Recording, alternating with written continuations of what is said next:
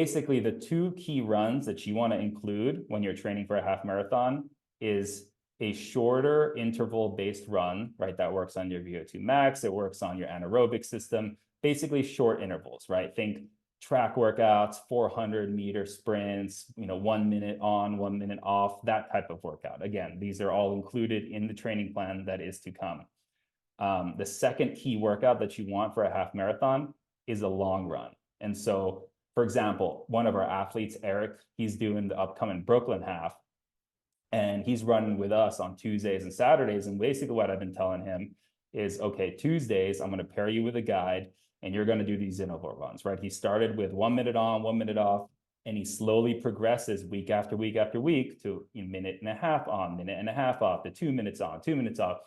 And eventually you're getting to the point where you're starting to incorporate that into tempo runs. So you have, 2 20-minute blocks kind of thing. So basically you want to get yourself to an effort where you're out of breath, you're not able to hold a conversation, and recover from it, repeat again, right?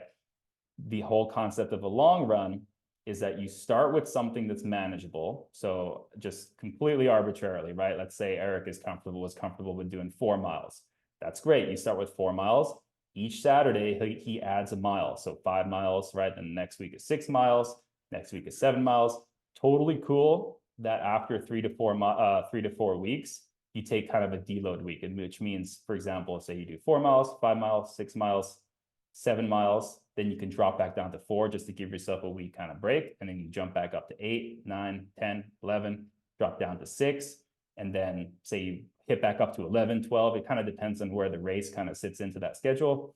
One other point I like to highlight just in this section before we move on to the next one is you don't actually have to run the full distance of the race in your training. And that's true for half marathon and full marathon distances, right? You don't actually have to run a 13.1 mile run if you're going to do a half marathon in training. Same with full marathon.